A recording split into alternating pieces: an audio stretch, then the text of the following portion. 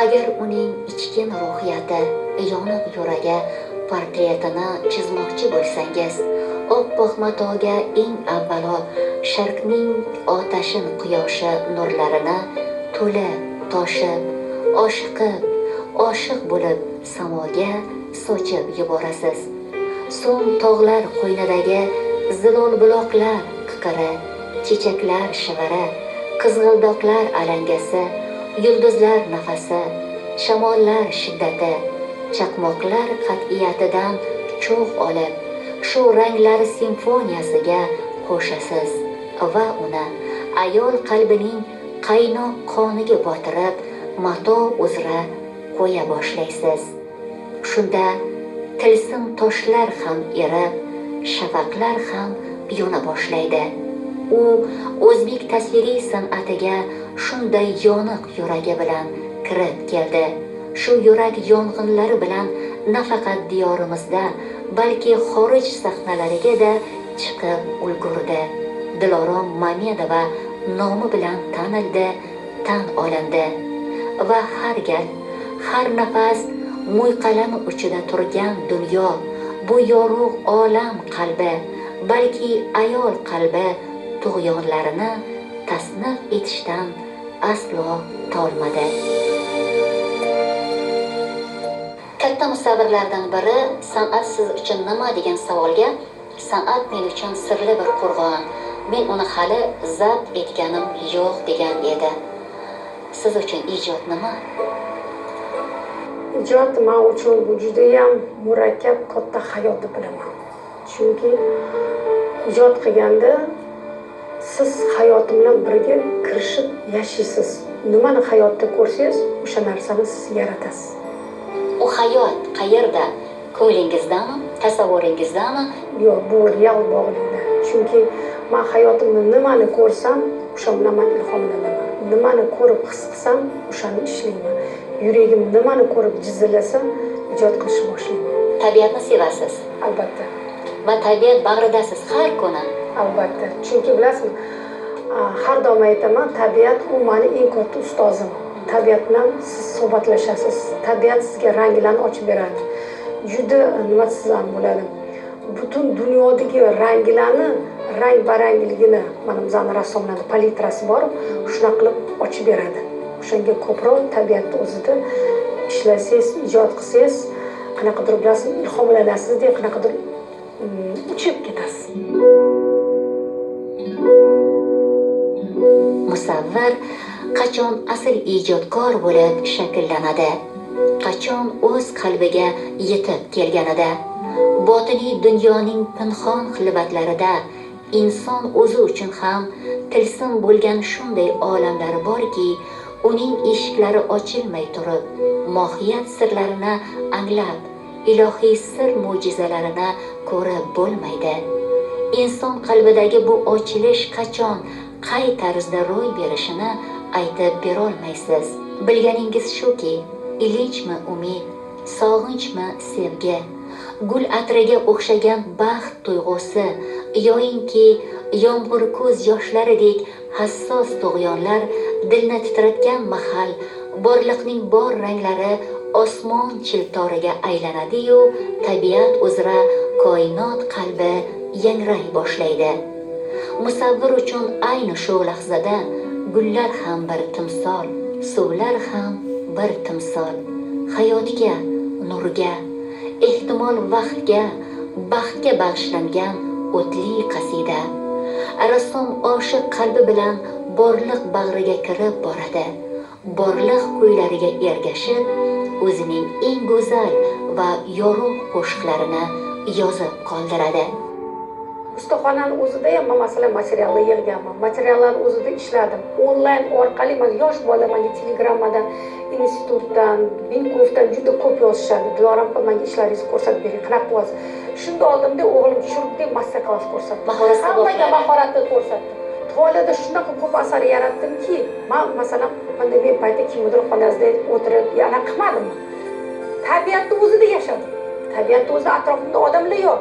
Men undan ham zo'r maza qilib ishladim, chunki ani boshidan gul o'tmaydi deb faqat tabiat bilan ishlaysizda yoningizga kimdir kelib xalaqit bermaydida man maza qildim keyin o'zimizni mana shu Chorsudagi eski shaharlarga tor ko'chalarga chiqdim hovlilarni ishladim bahor payti edi shunaqa chiroyli jimjitlik quyosh tushib turibdi ko'rsangiz o'sha urug' gullaganda urug' oq bo'lgandan keyin yorib tushgandan keyin yonib turibdi uni ko'rib qanaqa qilib ishlamaysiz o'sha joyda o'sha mahallada judayam ko'p qolib ketdi ijodkor baxti u hamisha dunyoga qarab go'zallikni ko'radi ijodni ko'radi va yaratgisi keladi albatta aytadiki illat izlaganga illatdir dunyo deb kasallik haqida mutlaq o'ylamagandek tuyuldingiz lekin odamlarga baxt ulashib quvonch ulashib ranglar ulashib yashadingiz haqiqatdan albatta qon berdingiz albatta portret bu inson ruhiyatining chizgilari surati ehtimol jahon tasviriy san'atining azaliy va balki abadiy shakllangan maktabi an'analariga muvofiq balki bu inson tashqi qiyofasining oniy bir holati ya'ni yuzi ko'zi qo'llari holatining ma'lum bir ko'rinishini yaxlit ko'rsata olishi shart bo'lgandir Dilorom Mamedova bu shartlilikka yangiliklar kiritadi uning uchun inson degan ulkan bir nasriy asarni dostonni o'qib chiqish uchun birgina nigohlarning o'zi kifoya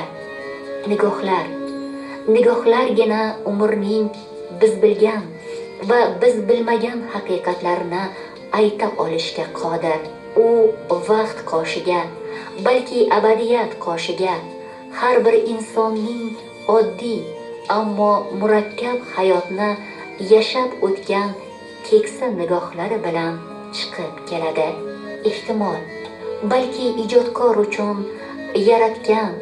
yaratilayotgan har bir asari o'z ko'ngli dunyo oldidagi javoblaridir biroq bu asarlar javoblar emas balki ulkan savollardir Dilorom Mamedova portret ustasiga aylandi favqulodda biz ko'ra boshladik kutmagandik bizni hayratlantirgan jihati shundaki undagi nigohlar shu qadar o'tkir undagi chehralar shu qadar bir qatlamdor shu qadar vazmin shu qadar iztirobli birdaniga kelmagandirsiz yo'q nima ochdi sizni nima ochdi bilasizmi aytdimu shu ochilishni o'zingiz kutganmidingiz umuman xayolimda yo'q edi man umuman faqat ijod qilib yurganman qanchalik odam safarga chiqib yursa ijod qilsa qirrlar ochilib ketaveradi yengil narsalar kirib kelaveradi ustaxonangizga masalan juda ko'p festivallarga chaqirishdi bizani mana ketma ket festivalda bo'ldi surxondaryoda bo'ldi u yoqda bo'ldi shahrisabzda bo'ldi o'sha joylarga borganimda endi hamma har xil joydan kelgan milliy kiyimlarni kiygan ularni ko'rib endi rasm undan ham ilhomlanib ketadi chunki rang barang ularni obrazlari ko'zlarini xarakterlarini ko'rsangiz soqolli odam bor qiyinchilikni ko'rgan bor bobolarni ko'rasiz do'ppilada ko'rasiz kulgili odamlarni ko'rasiz shamboqloli odamlarni ko'rasiz har xil ko'rasizda o'shani ko'rib o'ylanib qoldim qaytayotganimda mashinada miyamga kelib qoldi to'xtab tur dedim o'shalarni ko'rib shunaqa miyamga kelib qoldi to'xtab tur dedim o'shalarni ko'zini ishlasamchi dedim nega aynan ko'zlar chunki man ko'zda ko'p narsani ko'rdim ko'zni bilasizmi butun qiyinchiligini ko'rdim butun hayotini ko'rdim butun xursandchiligini ko'rdim bir ayolni ko'rdimki ko'rinib turibdiki bolalari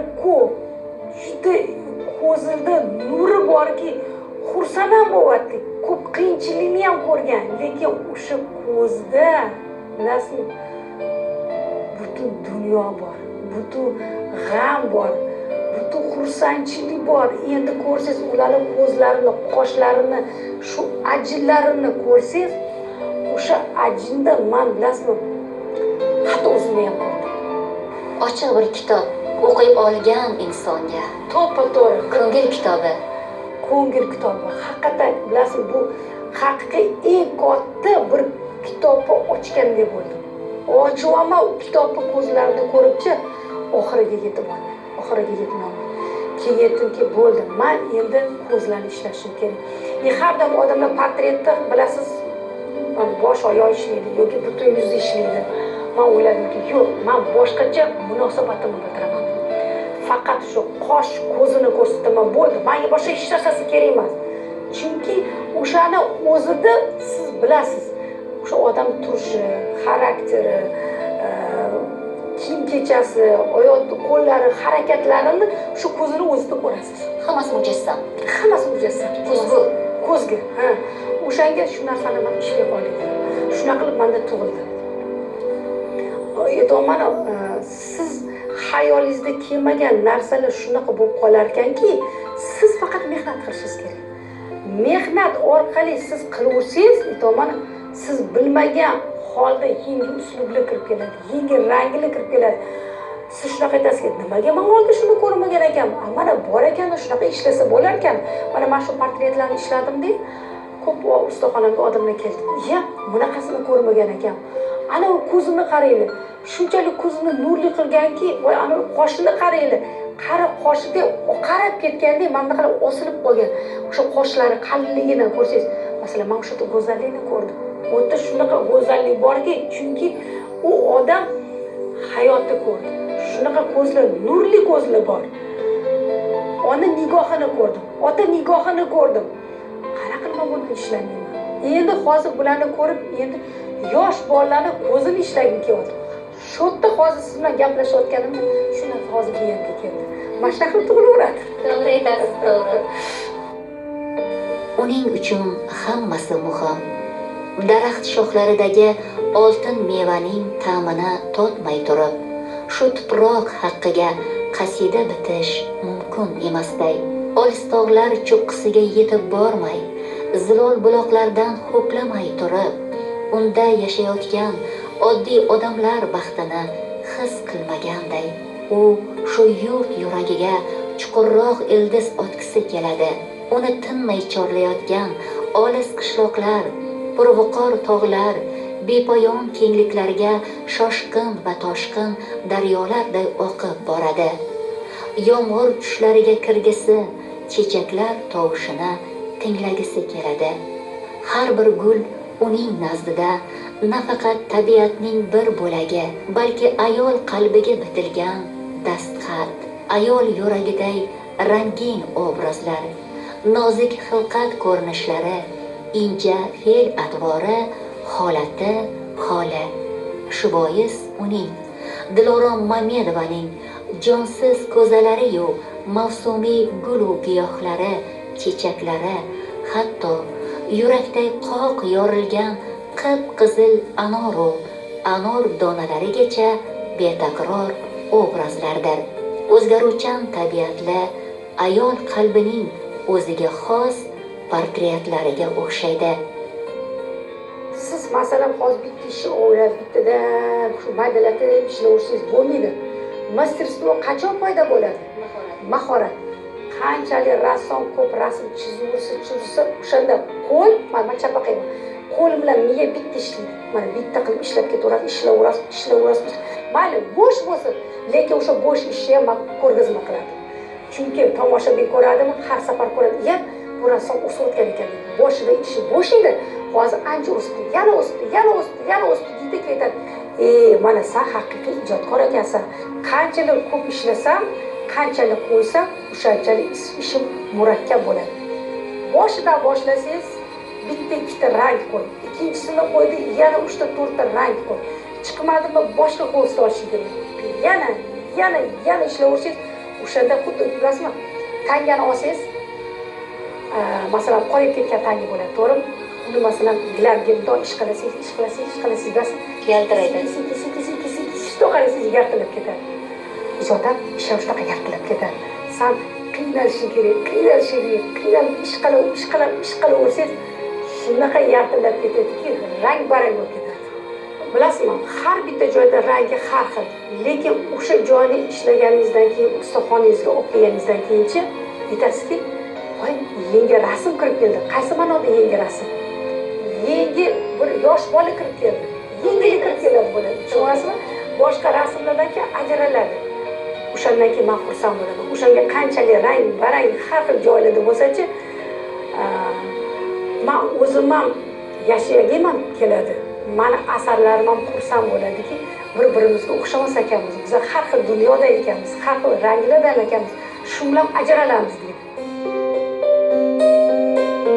Qadim Toshkentning tor ko'chalari-yu, eski shaharning dilga yaqin, yurakka yuk soluvchi sog'inchli hovlilari, pastqam devorlariga suyanib va uni necha yillardan beri o'z holicha so'yab kelayotgan pastak eshiklari, bir-biriga tutashib ketgan uylar-u tomlari, yopiq yo'laklar-u unda yashayotgan ochiq yuraklar. Bolalikning bu oppoq sog'inchlarini u har xil tusda vaqt parchalariga sochib yuboradi. Gohida oltin tusda tovlangan quyosh rangini tilladay jaranglagan samoga sochib yuborsa, gohida bu sog'inchlarning kulrang pardasida xomush tortadi. Goho nur va soyalar timsol talashsa, goho bo'yoqlarning qalin va bo'rtiq uyumi oniy hissiyotning oliy avjiday porlab ketadi. Tinsiz, tizginsiz tuyg'ularning bu tug'yonini u hech qachon birgina usul va uslub qolipiga sig'dirolmaydi. Har gal u yangi bir hol tabiatini yoxud tabiat holini kashf etar ekan, o'zini o'zi hali so'ngigacha anglab yetmagan o'z ruhiyatini kashf etgandek bo'ladi. Tabiatni shunaqa tez, xuddi mana sportsmen tez yuguradi-yu, biz ham tez ishlashimiz kerak. Shunaqa tez o'zgaradiki, umuman ustaxonamda 90% hammasi tabiat o'zida ishlangan. Mana shu suvda, qishda, yozda, qiziyotgan paytda hammasi ham joyida ishlangan. Yomg'irlar tagida. Yomg'ir tagida mana rasmlarim ham bor, qanaqa qiynalib ishlaganman. Chunki bilasizmi, o'sha joyda siz ishlasangiz,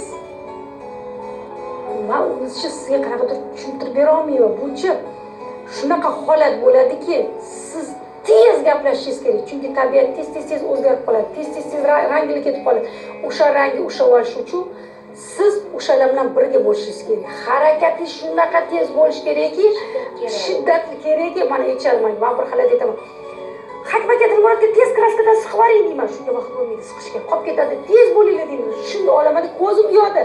Hatto rangga qarashga vaqt bo'lmaydi. Mana shuni qarayman, o'sha bilan tez ishlay boshlaysiz. Tez boshlab ketaman.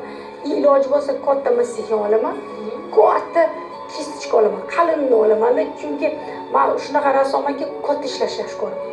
O'sha katta anaqada xo'sda shunaqa tez massa bilan rangini olishingiz kerakki, masalan, quyoshni olishingiz kerak, soyasini olishingiz kerak. Tez issiq suv ranglarni qo'yib tashlayman-da, keyin oxirida o'sha quyosh tushgandan keyin sekin mayda olib detallarni ishlayman. Siz realist rassomsiz, lekin asarlaringizda ekspressiya bor, impressionizm bor. Judayam to'g'ri, haqiqatan. Men bilasizmi, ishimda ekspressiyani yaxshi ko'raman. Yonayotganni yaxshi ko'raman. O'sha paytdagina shoshilayotganimni, qiziyotganimni, o'sha narsani matoga tashlagim keladi. Chunki men o'sha paytda tabiatda shu narsani ko'ryapman-mi? Tomoshabin ham shuni his qilsin deyman. O'shanga meni energetikam, meni yonayotganim, qiziyotganim, harakatim tezroq bo'lsin deyman. O'sha narsa tushsin deyman. To'xtab qolgan bironta ashyoni ko'rmaysiz, to'xtab qolgan lahzani ko'rmaysiz. Siz to'xtatasiz. Siz vaqtni siz to'xtatasiz, lekin o'sha asarda ham to'xtab turgan bironta holatni ko'rmaysiz. O'sha harakat bor, o'sha shiddat bor, o'sha yonish bor. Keyin bilmadim. Buning uchun odam ichida yonish kerakmi-ki? Albatta, bilasan, agar rassom o'zi ichida yonmasa, bo'lmaydi ish. Bugun yashab qolish kerak. Bu yashab qolish kerak. O'sha soat, o'sha minutda, o'sha sekundasi bo'lishi kerak. To'g'ri. O'sha holatini men qoldirsam, tarixda qolgan bo'ladi. O'sha kun, o'sha vaqt. Rassom ustaxonasi go'yo jannat bog'lariga tushib qolgandek bo'lasiz. Bu asarlar bag'rida, bu yerda tabiatning 4 fasli mujassam. Hamma tojvirusdan qochib, tosh devorlarga qamalgan, ya'ni o'z uylariga chekingan paytda ham Dilorom chekinmadi. Tabiatning har bir go'shasiga borib, undan go'zallik qidirdi. go'zallik ko'rdi va go'zallik yaratdi va taqdir to'siqlariga qarshi hayot nomini hayrat, vaqt nomini baxt qo'ydi. Kulib turgan nigohlari bilan borliqqa baxt nurlarini ulashdi.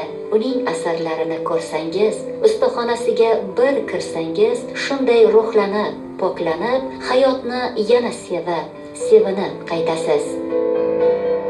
Mingtadan bitta asarim ham zo'r chiqqan bo'lsa, bu meni eng katta yutug'im deb bilaman. Chunki har bir asar zo'r chiqmaydi. U aytolmani bir chiqib qoladi. U bilmagan holingda chiqib qoladi. O'shanda o'sha asarda ko'rasizki, siz mazza qilayotganingiz sezilib qoladi. Harakatda bo'lganingiz sezilib qoladi. Ilohiy nuri tushgan bo'ladi asaringizga. Bir qanaqadir bilasizmi? Sirli bo'ladi-da u asar. Lekin qaysi asarligini siz bilmaysiz.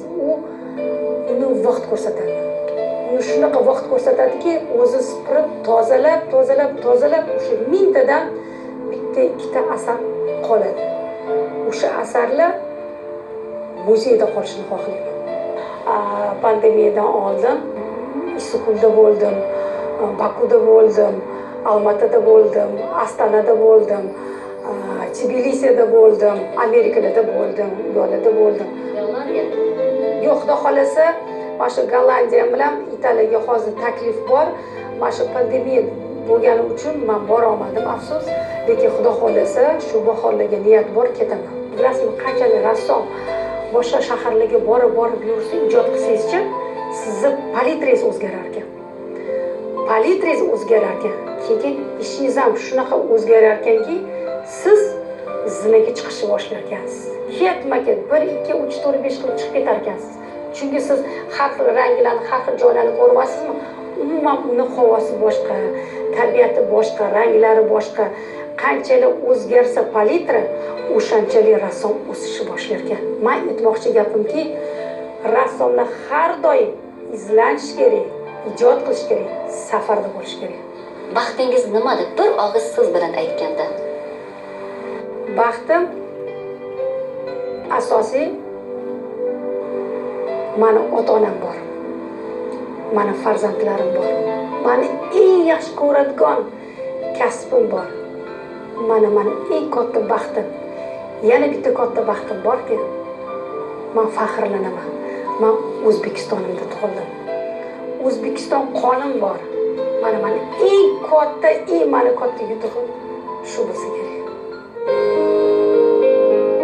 U vaqt devorlariga har kun o'zining eng yangi, eng yaxshi asarlarini osib qo'yishni, asrlar chizig'idan o'zib o'tguvchi asarlarni qoldirishni istaydi.